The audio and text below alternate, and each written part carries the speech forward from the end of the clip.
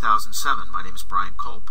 I'll be your tour guide as I show you this new application, or at least the new iteration of Outlook from Microsoft. I've also authored several tutorials for VTC, so it's possible that you may have heard my voice before. I did the Outlook 2003 tutorial, and I've also done a couple of others in the Office 2007 product suite. And this is PowerPoint, of course, what I'm showing you here, but it's just a way to get us going, and so you get a little bonus learning here, some PowerPoint stuff. For example, if you want to start a slideshow, just press the F5 key, and bingo, it'll start it from the beginning. So here we are, once again, our welcome screen, and the idea of this first module is to give you a heads up about what's coming up throughout the modules in this tutorial. And some of you may have used Outlook certainly in the past, and so you know some of these things about what Outlook can do, but of course not everyone has used Outlook as an email application or a time management application before. So I want to give you an idea of what the capabilities of the product are, and also give you a heads up again on what to expect as we go throughout the chapters of this tutorial. So as you know, and here's another bonus that you have, I'll do my pointer options. I'll choose a felt tip pen here.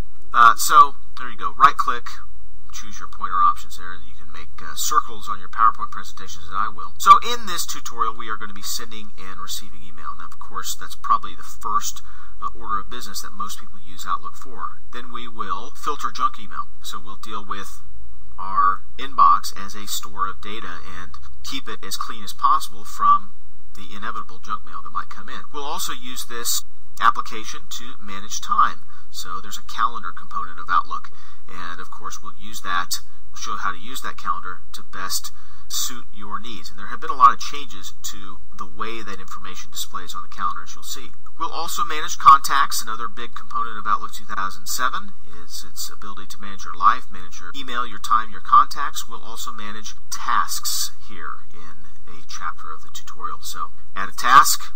What can we do with it? How can we deal with it? How can we flag it? How can we categorize it? All those things. Also, you can think of Outlook as a huge database that represents information that is important to your life, that's vital information. So nowadays, email becomes an important store of information.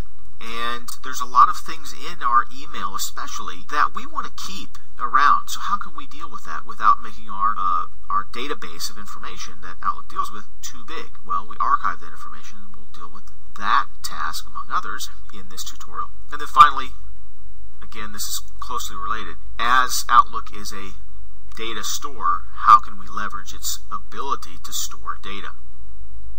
So that's what's coming up. I'm going to escape out of my slideshow here, and I'll just discard my ink annotations. And then I'm going to switch over to our application that is the focus of this tutorial, and that is Outlook.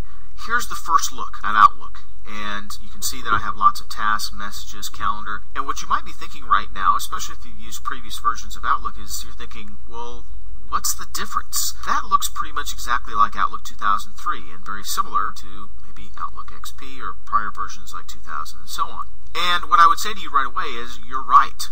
But as we start to get into the application, you're going to see that there has been quite a bit that has changed. And I really like the changes that have been made from Outlook to now Outlook 2007. So even though there's still an Outlook today and it displays pretty much the same information, there's a lot of elements of Outlook that really replace the functionality of Outlook today, and you'll see those starting in the next module.